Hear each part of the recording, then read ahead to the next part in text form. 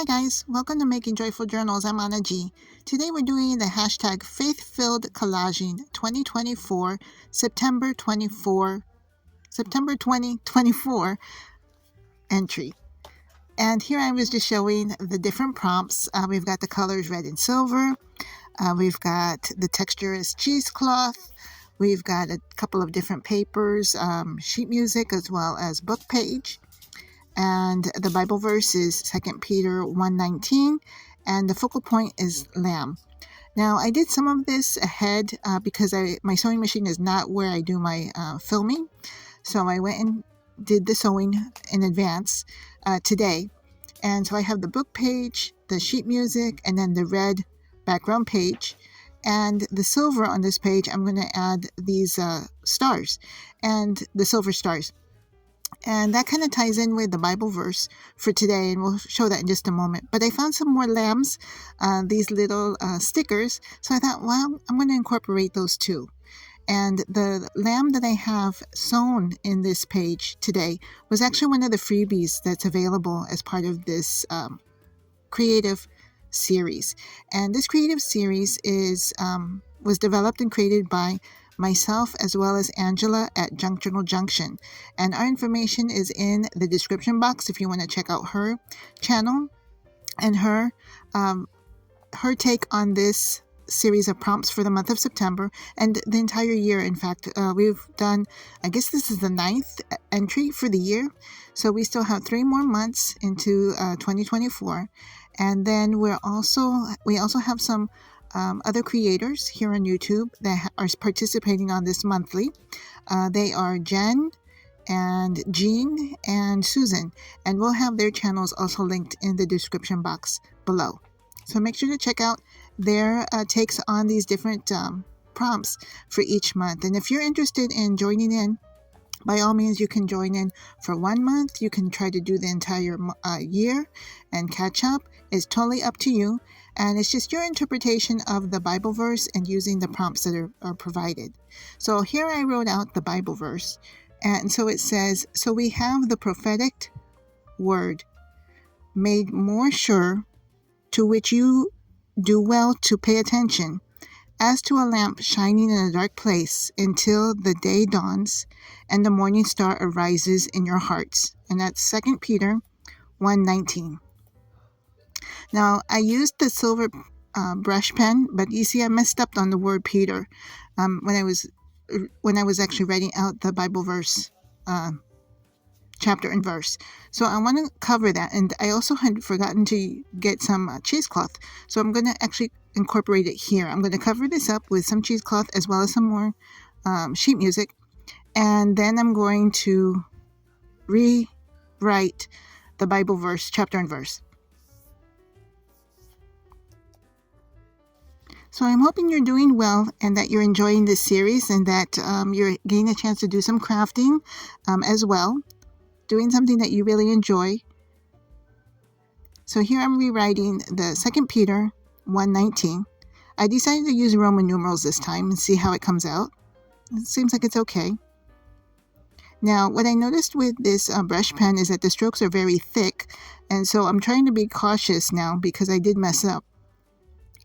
And I'm going to actually take another piece of paper and I'm going to blot the ink to make sure that I don't smear it. And I was thinking to myself that this is something that people who wrote before, in the old days, before there was any such thing as a computer or typewriters, in fact, they had to blot probably every single line that they wrote because, they had to use the quill and the little ink pot. So, I have that would require a lot of patience. So letters that are from those times are probably very, very valuable because of the fact that it took so long just to write letters out. Can you imagine? And then before that period of time, people were using not just paper, but they were using like stones to, etch in or engrave words. It's hard to imagine that in today's age. We are now at the point where you can just talk to your phone and write a whole email or even talk to your watch. It's just amazing how times have changed. But going back to the Word of God here, is talking about prophetic word. And so that is, oh my gosh, did you see that? All right. In my mind, I was probably saying some bad words as this was happening, but, the Lord is still working with me in regard to that. All right, so what we're going to do here, I think, okay, let's just do it again. We'll do it again. I didn't edit any of this out because I wanted you to see that, mistakes happen, things happen, just like how I had the entire Bible verse. It was coming out so great, and then at the very end, I messed up when I was ready the word Peter. And so here was another mistake. So, okay, so here we go again. But anyways, going back to what this Bible verse was about, the prophetic word. And so prophetic word, what I see it as meaning is that it's the word that has already been established, but for things that haven't yet happened. So in the Bible, there's a lot of verses, there's a lot of books that deal with prophecy. Ezekiel's one of them. I think Daniel's another one. And of course, there's Revelation.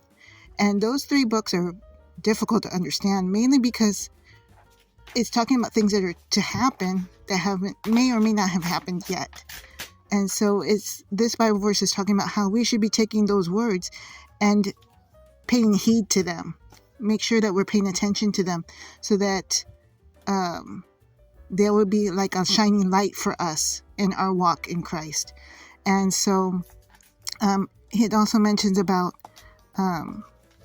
when the dawn arises and the star arises in our hearts, morning star. So Jesus is our morning star. And so when we pay heed to prophetic words, what prophecies have been written in the Bible, we are more or less letting a light shine in us. And hopefully others will see that light shine in us too. At least that's what I got out of this Bible verse. What did you feel or think when you were reading through this Bible verse this month? I'd like to hear about it. Okay, so it looks like we're coming along really well here. All right, so we've got the paper, we've got the cheesecloth, and we've got the cover up here going on with the sheet music, and then we have our Bible verse. All right, I think this is going to turn out okay. All right, so let me get out my glue and put this back down.